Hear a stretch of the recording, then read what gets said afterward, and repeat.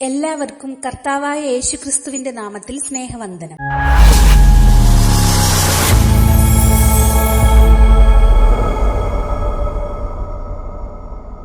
ഇന്ന് നാം വായനയ്ക്കും ചിന്തയ്ക്കുമായി എടുക്കുന്ന വേദഭാഗം വിശുദ്ധ മാർക്കോസ് എഴുതിയ സുവിശേഷം 4-ാം അധ്യായമാണ്. അധ്യായം 4. അവൻ പിന്നെയും കടൽക്കര വെച്ച് ഉപദേശിപ്പാൻ തുടങ്ങി. അപ്പോൾ ഏറ്റവും വലിയ പുരുഷാരം അവന്റെ അടുക്കൽ വന്നു കൂടുക കൊണ്ട് അവൻ പടകിൽ കയറി കടലിലിരുന്നു. പുരുഷാരമൊക്കെയും കടലരികെ കരയിലായിരുന്നു. അവൻ ഉപമകളാൽ അവരെ പലതും ഉപദേശിച്ചു.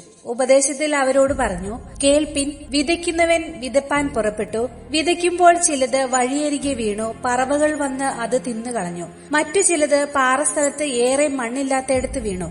മണ്ണിന് താഴ്ചയില്ലായകിയാൽ ക്ഷണത്തിൽ മുളച്ചു വന്നു.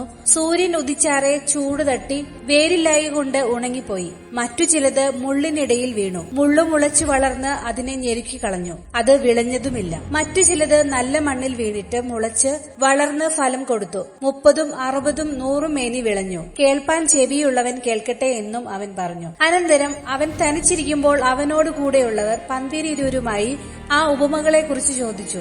അവരോട് അവൻ പറഞ്ഞത്, ദൈവരാജ്യത്തിന്റെ മർമ്മം നിങ്ങൾക്ക് നൽകപ്പെട്ടിരിക്കുന്നു. പുറത്തുള്ളവർക്കോ സകലവും ഉപമകളാൽ ലഭിക്കുന്നു. അവർ മനം തിരിയാതെയും അവരോട് ക്ഷമിക്കാതെയും ഇരിക്കത്തക്കവണ്ണം അവർ കണ്ടിട്ടും അറിയാതിരിപ്പാനും കേട്ടിട്ടും ഗ്രഹിപ്പാതിരിപ്പാനും സംഗതി വരും. പിന്നെ അവൻ അവരോട് പറഞ്ഞത്, ഈ ഉപമ ഗ്രഹിക്കുന്നില്ലയോ? പിന്നെ മറ്റേ ഉപമകളൊക്കെയും എങ്ങനെ ഗ്രഹിക്കും? വിതയ്ക്കുന്നവൻ വചനം വിതയ്ക്കുന്നു. വചനം വിതച്ചിട്ട് വഴിയരികെ വീണത് കേട്ട ഉടനെ സാത്താൻ വന്ന് ഹൃദയത്തിൽ വിതയ്ക്കപ്പെട്ട വചനം എടുത്തു കളയുന്നതാകുന്നു.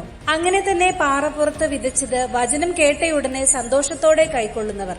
എങ്കിലും അവർ ഉള്ളിൽ വേരില്ലാതെ ക്ഷണികന്മാരാകുന്നു. വചനം നിമിത്തം ഉപദ്രവമോ പീഡനമോ ഉണ്ടായാൽ ക്ഷണത്തിൽ ഇടറിപ്പോകുന്നു. മുള്ളിനിടയിൽ വിധിക്കപ്പെട്ടതോ വചനം കേട്ടിട്ട് ഇഹലോകത്തിന്റെ ചിന്തകളും ധനത്തിന്റെ വഞ്ചനയും മറ്റു വിഷയമോഹങ്ങളും അകത്തു കടന്ന് വചനത്തെ ഞെരുക്കി നിഷ്ഫലമാക്കി തീർക്കുന്നതാകുന്നു. നല്ല മണ്ണിൽ വിധിക്കപ്പെട്ടതോ വചനം കേൾക്കുകയും അംഗീകരിക്കുകയും ചെയ്യുന്നവർ തന്നെ. അവർ 30, 60, 100 മേനി വിളയുന്നു. പിന്നെ അവൻ അവരോട് പറഞ്ഞത്, വിളക്കു കത്തിച്ച് പറയിൻ കീഴിലോ കട്ടിലിൻ കീഴിലോ വെക്കുമാറുണ്ടോ? വിളക്കു തണ്ടിന്മേലല്ലയോ വെക്കുന്നത്? വെളിപ്പെടുവാനുള്ളതല്ലാതെ ഗൂഢമായത് ഒന്നുമില്ല, വെളിച്ചത്ത് വരുവാനുള്ളതല്ലാതെ മറവായത് ഒന്നുമില്ല. കേൾപ്പാൻ ചെവിയുള്ളവൻ കേൾക്കട്ടെ. നിങ്ങൾ കേൾക്കുന്നത് എന്ത് എന്ന് സൂക്ഷിച്ചുകൊള്ളുവിൻ. നിങ്ങൾ അളക്കുന്ന അളവ് കൊണ്ട് നിങ്ങൾക്കും അളന്നു കിട്ടും, അധികമായും കിട്ടും. ഉള്ളവന് കൊടുക്കും, ഇല്ലാത്തവനോടോ ഉള്ളതും കൂടെ എടുത്തു കളയും എന്ന് അവൻ അവരോട് പറഞ്ഞു. പിന്നെ അവൻ പറഞ്ഞത്, ദൈവരാജ്യം ഒരു മനുഷ്യൻ മണ്ണിൽ വിത്ത് എറിഞ്ഞ ശേഷം രാവും പകലും ഉറങ്ങിയും എഴുന്നേറ്റും ഇരിക്കെ അവൻ അറിയാതെ വിത്ത് മുളച്ച് വളരുന്നത് പോലെയാകുന്നു. ഭൂമി സ്വയമായി മുമ്പേ ഞാറും പിന്നെ കതിരും പിന്നെ കതിലിൽ നിറഞ്ഞ മണിയും ഇങ്ങനെ വിളയുന്നു. ധാന്യം വിളയുമ്പോൾ കൊയ്ത്തായതുകൊണ്ട് അവൻ ഉടനെ അരിവാൾ വെക്കുന്നു. പിന്നെ അവൻ പറഞ്ഞു, ദൈവരാജ്യത്തെ എങ്ങനെ ഉപമിക്കേണ്ടു? ഏത് ഉപമയാൽ അതിനെ വർണ്ണിക്കേണ്ടു? അത് കടുകുമണിയോട് സാദൃശ്യം. അതിനെ മണ്ണിൽ വിതയ്ക്കുമ്പോൾ ഭൂമിയിലെ എല്ലാ വിത്തിലും ചെറിയത്, എങ്കിലും വിതച്ച ശേഷം വളർന്ന് സകല സസ്യങ്ങളിലും വലുതായി തീർന്നു.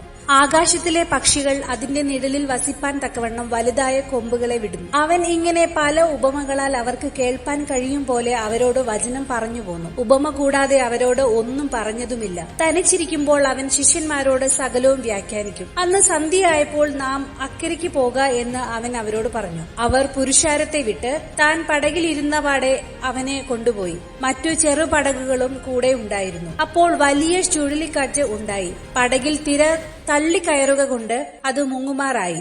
അവൻ അമരത്ത് തലയണ വെച്ച് ഉറങ്ങുകയായിരുന്നു. അവർ അവനെ ഉണർത്തി, ഗുരു, ഞങ്ങൾ നശിപ്പാൻ പോകുന്നു, നിനക്ക് വിചാരമില്ലയോ എന്ന് പറഞ്ഞു. അവൻ എഴുന്നേറ്റ് കാറ്റിനെ ശാസിച്ചു, കടലിനോട് അനങ്ങാതിരിക്കുക, അടങ്ങുക എന്ന് പറഞ്ഞു. കാറ്റമർന്നു, വലിയ ശാന്തതയുണ്ടായി. പിന്നെ അവൻ അവരോട്, നിങ്ങളിങ്ങനെ ഭീരുക്കളാകുന്നത് എന്ത്? നിങ്ങൾക്ക് ഇപ്പോഴും വിശ്വാസമില്ലയോ എന്ന് പറഞ്ഞു. അവർ വളരെ ഭയപ്പെട്ടു. കാറ്റും കടലും ഇങ്ങനെ ഇവനെ അനുസരിക്കുന്നുവല്ലോ, ഇവൻ ആർ എന്ന് തമ്മിൽ പറഞ്ഞു. മാർക്കോസ് 4-ാം അധ്യായം 26 മുതൽ 29 വരെ കാണുന്ന രഹസ്യമായി വളരുന്ന വിത്തിന്റെ ഉപമ മർക്കോസിന്റെ സുവിശേഷത്തിൽ മാത്രമേ രേഖപ്പെടുത്തിയിട്ടുള്ളൂ. ഈ ഉപമയിൽ ദൈവരാജ്യത്തിന്റെ രഹസ്യാത്മകമായ വളർച്ചയാണ് പ്രതിപാദിക്കുന്നത്. വിത്ത് എന്നത് ദൈവവചനം എന്ന സുവിശേഷത്തെയും ഈ ഉപമയിലെ വിതക്കാരൻ എന്നത് സുവിശേഷ പ്രഘോഷകനെയും പ്രതിനിധീകരിക്കുന്നു. വിത്ത് വിതച്ച് കഴിയുമ്പോൾ അവൻ അതിനെ വളർച്ചയെ നിയന്ത്രിക്കാനോ അതിന്റെ പ്രവർത്തനം മനസ്സിലാക്കാനോ കഴിയുന്നില്ല.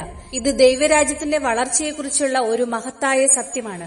ദൈവരാജ്യത്തിന്റെ വളർച്ച പൂർണ്ണമായും ദൈവത്തിന്റെ കരങ്ങളിൽ ആണ് എന്നും മനുഷ്യന്റെ കർമ്മശേഷിയല്ല ദൈവത്തിന്റെ ശക്തി മാത്രമാണ് അതിനെ വളർത്തുന്നത് എന്നും ഈ ഉപമ വ്യക്തമാക്കുന്നു. നല്ല വിത്ത് വിതയ്ക്കുമ്പോൾ അതിന്റെ ഫലങ്ങൾ ഉടനുണ്ടാകില്ല എങ്കിലും ദൈവം അദൃശ്യമായ പ്രവർത്തനത്തിലൂടെ അതിനെ ഉചിത സമയത്ത് വളർത്തും എന്നാണ് കർത്താവ് ഉദ്ദേശിക്കുന്നത്. യേശയ്യാ പ്രവാചകൻ 55 അധ്യായം 11 വാക്യത്തിൽ, എന്റെ വായിൽ നിന്ന് പുറപ്പെടുന്ന എന്റെ വചനമായിരിക്കും, അത് വെറുതെ എന്റെ അടുക്കിലേക്ക് മടങ്ങി വരാതെ എനിക്ക് ഇഷ്ടമായുള്ളത് നിവർത്തിക്കുകയും ഞാൻ അയച്ച കാര്യം സാധിപ്പിക്കുകയും ചെയ്യും.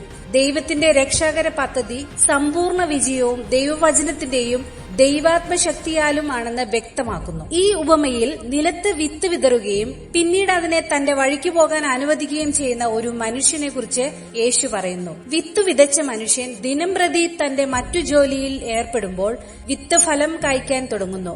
ആദ്യം വിത്ത് മുളയ്ക്കുന്നു, പിന്നീട് അത് ഒരു തണ്ടും ഇലകളും പിന്നീട് ഒരു കതിരും ഒടുവിൽ പൂർണ്ണമായി വികസിച്ച ധാന്യമണികളും ഉൽപ്പാദിപ്പിക്കുന്നു. ഇതെല്ലാം വിത്ത് വിതച്ച മനുഷ്യന്റെ സഹായമില്ലാതെയാണ് സംഭവിക്കുന്നതെന്ന് യേശു ഊന്നി പറയുന്നു. വിത്ത് വിതറിയ മനുഷ്യന് അത് എങ്ങനെ സംഭവിക്കുന്നുവെന്ന് പൂർണ്ണമായി മനസ്സിലാക്കാൻ പോലും കഴിയില്ല. കാരണം അത് പ്രകൃതിയുടെ പ്രവൃത്തി മാത്രമാണ്. അഥവാ ഭൂമിയിൽ അത് സ്വയം ഉൽപ്പാദിപ്പിക്കുന്നു എന്ന് വാക്യം 28 നാം വായിക്കുന്നു. ഈ ഉപമ ഒരു വിളവെടുപ്പോടെ അവസാനിക്കുന്നു. ധാന്യം വിളഞ്ഞ് പാകമാകുമ്പോൾ അരിവാൾ ഉപയോഗിക്കുകയും വിത്ത് വിളവെടുക്കുകയും ചെയ്യുന്നു എന്ന് വ്യക്തമാക്കുന്നു. കൃഷിക്കാരന്റെ ഇടപെടില്ലാതെ വിള വളരുന്നു എന്നതിന്റെ അർത്ഥം നാം ഒരുവനോട് സുവിശേഷം പറയുമ്പോൾ ദൈവത്തിന്റെ സമൃദ്ധമായ കരുണയാലും ആത്മാവിന്റെയും സത്യത്തിന്റെയും വചനത്താലും ദൈവത്തിന്റെ പരമാധികാര ഇച്ഛാശക്തിയാലും മാത്രമാണ് മനുഷ്യർ പുനർജനിക്കപ്പെടുന്നത് എന്നും ഉപമ സൂചിപ്പിക്കുന്നു. വിതഞ്ഞ വിത്ത് ക്രമേണ വളരുന്നതുപോലെ ദൈവത്താൽ വീണ്ടും ജനിക്കപ്പെട്ടവന്റെ ആത്മീയ ജീവിതം ക്രമാനുഗതമായി വികസിക്കുന്നു എന്ന്. ആദ്യം അതിന്റെ വളർച്ച ചെറുതായിരിക്കുമെങ്കിലും ദൈവവചനത്തിന്റെയും പരിശുദ്ധാത്മാവിന്റെയും ശക്തിയാൽ വിശ്വാസം ക്രമേണ ശക്തിപ്പെടുകയും ദൈവസ്നേഹത്തിന്റെ അനുഭവം വർദ്ധിച്ച് വിശ്വാസി ദൈവത്തിൽ പൂർണ്ണമായും ആഴ്ത്തപ്പെടുമെന്നും ഉപമ സൂചിപ്പിക്കുന്നു. ഈ ഉപമയുടെ സത്യം ആദിമസഭയുടെ വളർച്ചയിൽ നന്നായി ചിത്രീകരിച്ചിരിക്കുന്നു. ഞാൻ വിത്ത് നട്ടു, അപ്പോലോസ് നനച്ചു, പക്ഷേ ദൈവമാണ് അത് വളരുമാറാക്കിയത് എന്ന് പൗലോസ് 1 കൊരിന്ത്യർ 3:6 വാക്യത്തിൽ വ്യക്തമാക്കിയത് നാം വായിക്കുന്നു. ഒരു കർഷകന് ഒരു വിളയെ നിർബന്ധിച്ചു വളർത്താൻ കഴിയാത്തതുപോലെ ഒരു സുവിശേഷകന് മറ്റുള്ളവരുടെ മേൽ ആത്മീയ ജീവിതമോ വളർച്ചയോ നിർബന്ധിക്കാൻ കഴിയുകയില്ല. വളരുന്ന വിത്തിന്റെ ഉപമയിലൂടെ ഒരു വ്യക്തിയുടെ ഹൃദയത്തിൽ ദൈവം തന്റെ വചനം നിഗൂഢവും മനുഷ്യപ്രയത്നത്തിൽ നിന്ന് പൂർണ്ണമായും സ്വതന്ത്രവുമായ രീതിയിൽ പ്രവർത്തിക്കുന്നു എന്നും വിത്ത് വിതയ്ക്കുന്നതിലും വിളവെടുപ്പിനായി പ്രാർത്ഥിക്കുന്നതിലും ഫലങ്ങൾ കർത്താവിനെ വിട്ടുകൊടുക്കുന്നതിലും സുവിശേഷകർ വിശ്വസ്തരായിരിക്കുമ്പോഴും സകലവും ദൈവശക്തിയാൽ മാത്രം സംഭവിക്കുന്നതിനാൽ മനുഷ്യരക്ഷയുടെ സർവമഹത്വവും ത്രിയേക ദൈവത്തിനാണ് എന്ന് കർത്താവ് ഓർമ്മിപ്പിക്കുന്നു.